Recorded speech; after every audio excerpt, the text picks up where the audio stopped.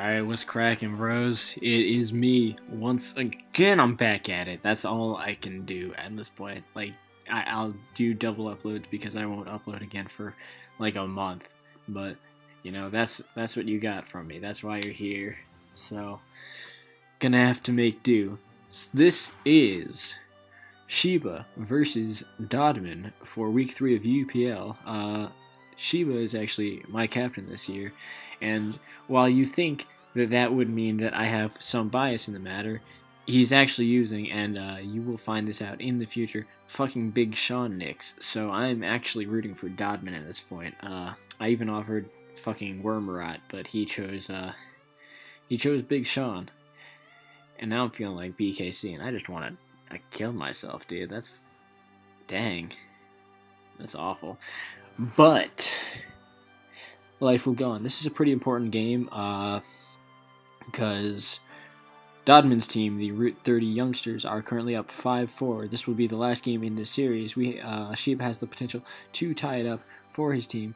Will he do it? I don't know. His Mega Blastoise answers are not looking great, but we do have the Keldeo, the loose check as always, though unfortunately he has both Selby and Latias. So that's a bit of a problem. However, both do present the potential for Aerodactyl trapping. So we'll see how that pans out.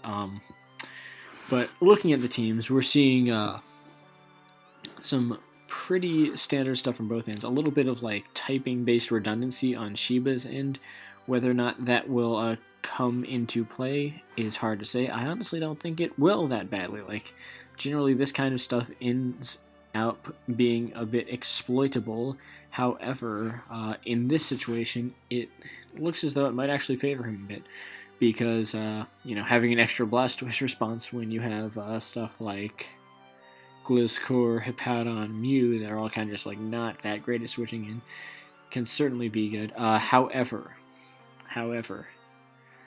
it seems like more or less this game will be a war of who can get their win condition operating at the appropriate moment, because while Dodman certainly has some presented issues with the gosh darn Keldeo, and potentially Gliscor as well, depending on the set, Mew potentially, maybe, he also has very little for a properly played bulk up Conkeldurr, which can be absolutely devastating at this point.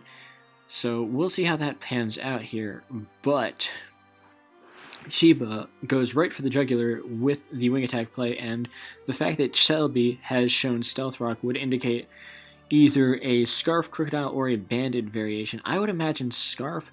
Looking at this team, it has a somewhat limited range of speed overall, and Pokemon like a Gengar, for instance, is one speed tie and a little bit of chip away from just smashing through a team like this without the assured ability to, cut him off with a fast pursuit. So that's what I would be expecting from this.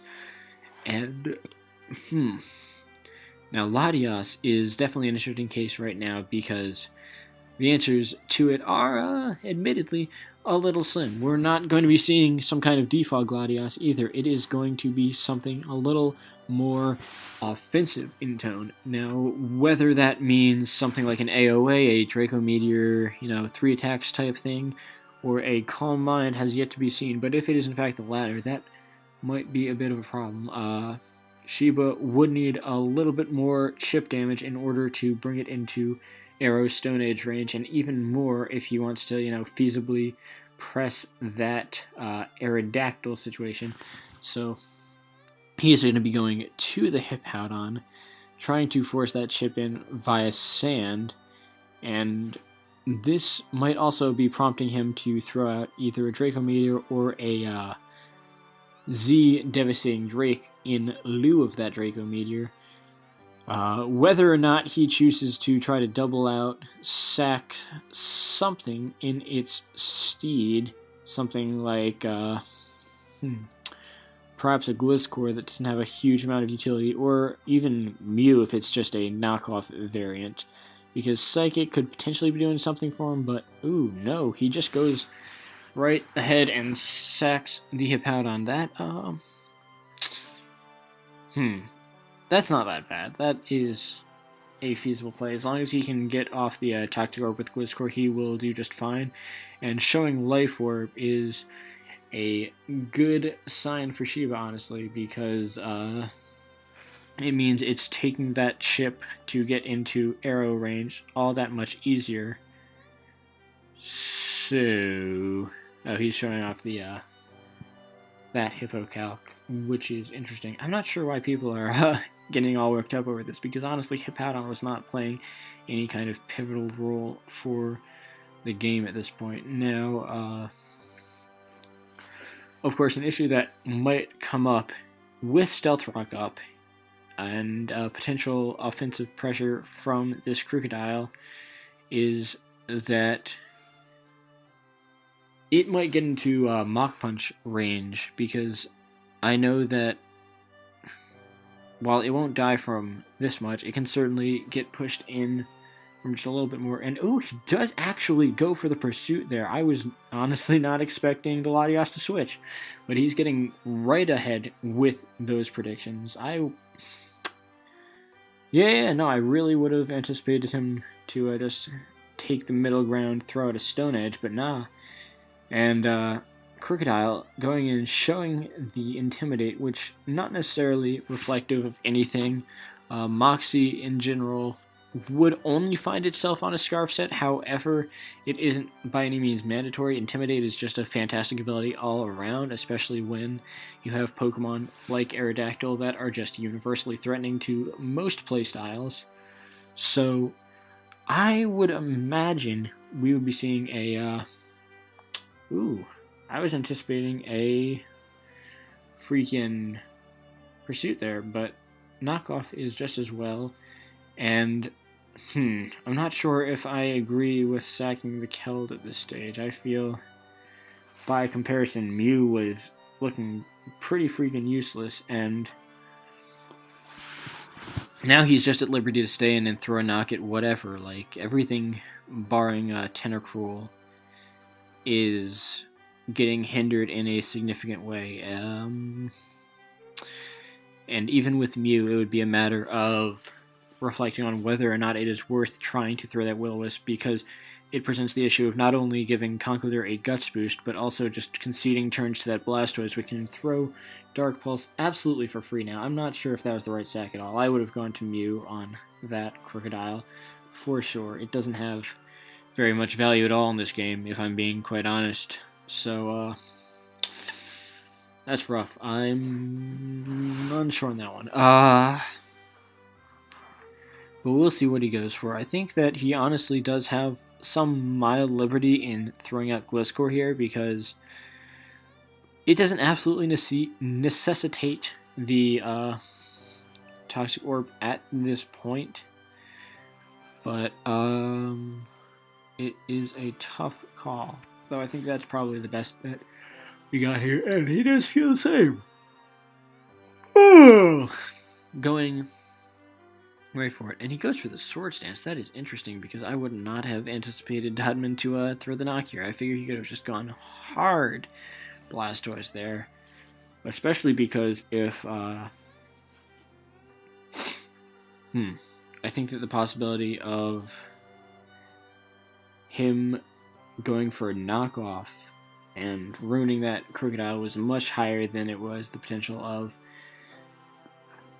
going for a potentially devastating attack on the Blastoise, which, then again, most Gliscor are running that terrible fast spread that I hate, so maybe there is more merit to that play than I'm giving credit. But he does choose to just sack the Magneton right then and there. It's absolutely the play to make, because it has limited value in this matchup. But he does trade for that necessary damage on Blastoise, such to the point where Aerodactyl can now effectively pop it off with a Stone Edge. He's going to go into Tentacruel here, not only because it, soft checks, not, that's bad. It needed the HP there. But he was definitely putting priority on getting that Rapid Spin off, because that forces, at the very worst, for Crocodile to go for the Stone Edge. But Yeah, that was pretty much the exchange that was destined to happen at this point, and he just goes right for that crocodile play. Dang. And that might honestly be it, because he just throws the knockoff here, and ooh. Yeah, no, Mew still dies, so he is, let's see. I think he is still forced to go for the attack. Yeah, that's going to be game, unfortunately, because he can just go to Crocodile, throw the knockoff at minimal risk, and now he would have to crit twice. So that's going to be the game, unfortunately.